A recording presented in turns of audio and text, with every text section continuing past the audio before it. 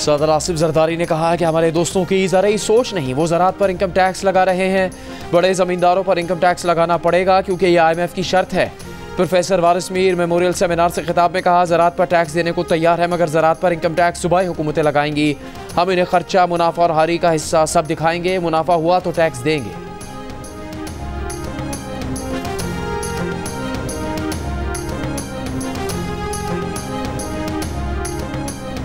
वज़ीर आज़म ने बिजली के 200 यूनिट तक इस्तेमाल करने वाले सार्फिन पर आयद कीमतों में नया इजाफा वापस ले लिया।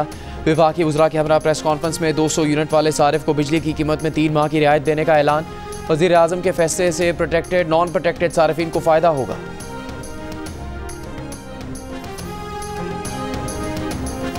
विफाकी हुकूमत ने ISI के नामजद अफसर को टेलीफोन कॉल सुनने, रिकॉर्ड करने और मैसेजेस पर नजर रखने का इख्तियार दे दिया। कौमी सलामती के मफाद में किसी जुर्म के खदशे के पेश नज़र कॉल टैपिंग की मंजूरी। काबीना ने यह इख्तियार पाकिस्तान टेलीकम्युनिकेशन एक्ट 1996 के सेक्शन 54 के तहत दिया। एलामी के मुताबिक इंटेलिजेंस जिस अफसर को नामजद करेगी वो ग्रेड 18 से कम दर्जे का नहीं होगा।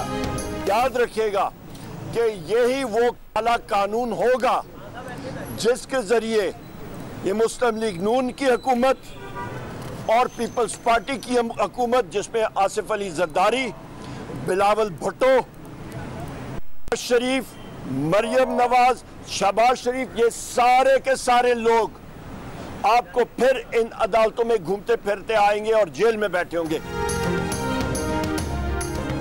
ऑपोजिशन लीडर उमर अयूब का फोन टैपिंग की इजाजत का नोटिफिकेशन अदालत में चैलेंज करने का ऐलान। मीडिया से गुफ्तगू में कहा, फाशिस्ट हुकूमत की जानिब से ही किसी को फोन टैपिंग का मुकम्मल इख्तियार दिया जा सकता है। शहबाज शरीफ ने इस फैसले से अमली तौर पर अपनी शरक काट दी है। ये SRO गैर आइनी और आइन में दर्ज बुनियादी हकूक के खिलाफ है। कॉल ट्रेसिंग का इख्तियार देने वाले कल खुद इसकी जद में आएंगे। यही कानून होगा जिसके जरिए आसिफ जरदारी, नवाज शरीफ, शहबाज शरीफ, बिलावल भुट्टो और मरियम नवाज जेलों में बैठे और अदालतों में फिरते नजर आएंगे।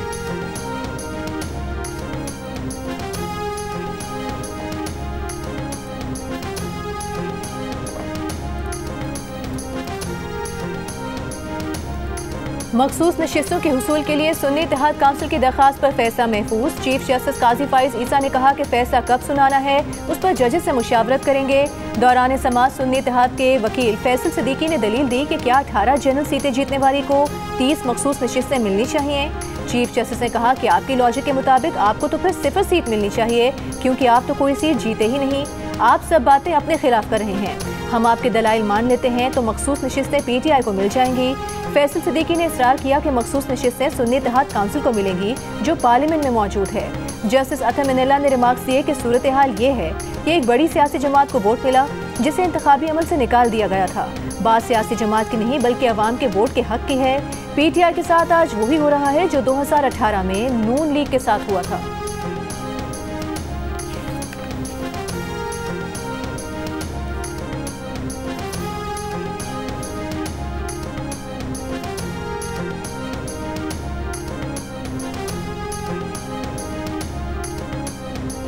किसी भी पार्टी को जीती हुई नशिस्तों से ज़्यादा मखसूस नशिस्तें देना गैर कानूनी है।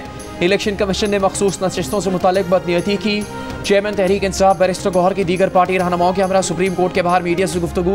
कहा, खुशी होती आज मुख्तसर फैसला आ जाता। मखसूस नशिस्तों की वजह से खैबर पख्तूनख्वा में सेनेट इलेक्शन नहीं हो सके। रहनुमा PTI अली मोहम्मद खान ने कहा, पुतली तमाशा बंद किया जाए, मखसूस नशिस्तें हमें मिलनी चाहिए। सलमान अकरम राजा ने कहा, आवाम की आवाज़ दबाने की कोशिश की गई, आवाम का हक हमने अदालत से मांगा है।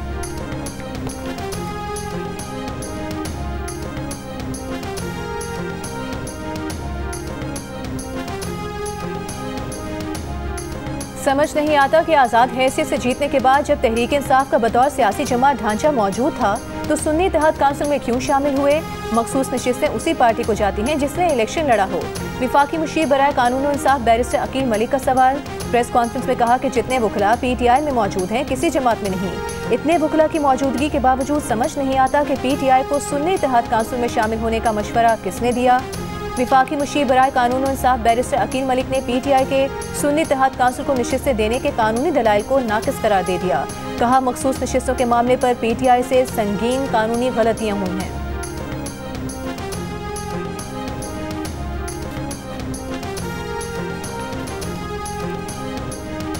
वज़ीर आज़म शहबाज शरीफ का कहना है कि अफगान महाजरीन की महफूज और बावकार वतन वापसी हुकूमत पाकिस्तान की अव्वलीन तरजीहात में है। आलमी बिरादरी अफगान महाजरीन की वतन वापसी में पाकिस्तान को दरपेश चैलेंजेस और ख़तरात मद्देनज़र रखे। अक़वाम मुत्तहिदा के हाई कमिश्नर बराए महाजरीन फिलिपो ग्रांडी से मुलाकात में शहबाज शरीफ ने कहा, चैलेंजेस के बावजूद पाकिस्तान ने अफगान महाजरीन की इज़्ज़त और वक़ार के साथ मेज़बानी की है।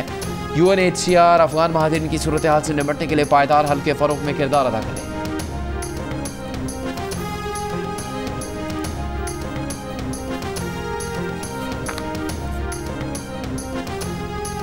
शिमाली वजीरिस्तान में सिक्योरिटी फोर्सेज और दहशतगर्दों के दरमियान फायरिंग का तबादला। 2 दहशतगर्द हलाक। फायरिंग के तबादले में कैप्टन मोहम्मद ओसामा बिन अरशद शहीद हो गए।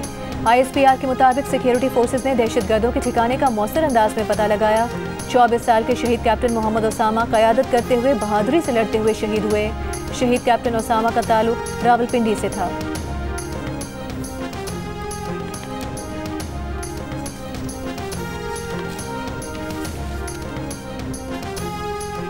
दहशतगर्दों के साथ मुआहदे पीपल्स पार्टी की हुकूमत में हुए। गवर्नर हाउस में पीपल्स पार्टी ने तालिबान से मुआहदे किए।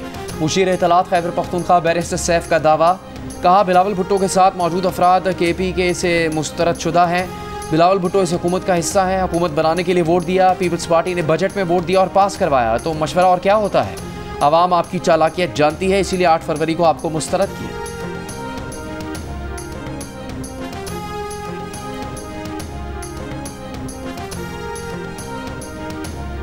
सैलाब ज़दगान के लिए दुनिया की सबसे बड़ी रिहायशी स्कीम शुरू की। 21 लाख खानदानों को रिहाइश फराहम करने का मंसूबा बनाया। सिंध के सीनियर वजीर शर्जील मेमन का दावा। कहा, सिंध हुकूमत ने 130 अरब रुपए टैक्स इकट्ठा करने का हदफ दिया था, उससे ज़्यादा हदफ इकट्ठा कर लिया। कुछ लोग टैक्स देना चाहते हैं मगर लाइनों में लगने से घबराते हैं। शर्जील मेमन ने प्रेस कॉन्फ्रेंस में बताया कि काबीना से मंजूरी ले ली, स्कूलों में बच्चों के मुनशियात टेस्ट लेंगे।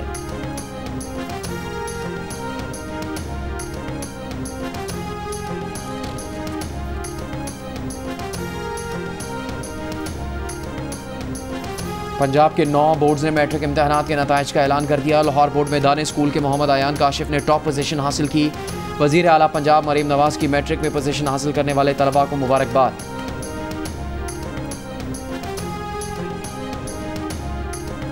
कराची की शाहराह फैसल पर वाक़े एक दफ्तर में मुलाजिम ने मालिक को कत्ल कर दिया। पुलिस के मुताबिक मुलाजिम और मालिक के दरमियान तनख्वाह के मामले पर तल कलामी हुई थी। मुलजिम को गिरफ्तार करके आला कत्ल बरामद कर लिया गया।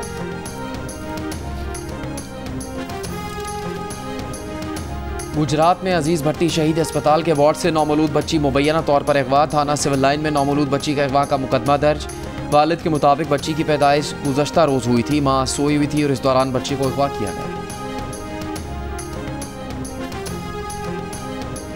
खराबी तबीयत के बाइस K2 मुहिम जोई नामुकम्मल छोड़ने वाली कोहपेमा समीना बेग स्कर्दू से CMH रावलपिंडी मुंतकिल। इंतहाई निगहदाश्त के वार्ड में इलाज जारी, हालत खतरे से बाहर। समीना बेग के साथ दूसरी खातून कोहपेमा आमना शिगरी गुज़श्ता रोज़ अपने गांव शिगर पहुंच गई थी। दोनों कोहपेमाओं की K2 बेस कैंप में 2 जुलाई को तबीयत खराब हुई थी।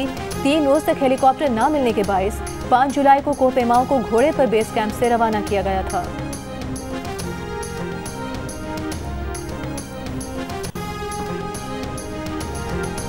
वज़ीर आला पंजाब मरीम नवाज ने कहा है कि बिजली बिल बढ़ने से आवाम में बेचैनी है। अपनी टीम से मिलकर इसका हल तलाश कर लिया। 500 यूनिट तक इस्तेमाल करने वाले 45 लाख सार्फिन के लिए सोलर सिस्टम ला रहे हैं। प्रोटेक्टेड सार्फिन के लिए टैक्स वापस लेना खुशाइंद अमर है।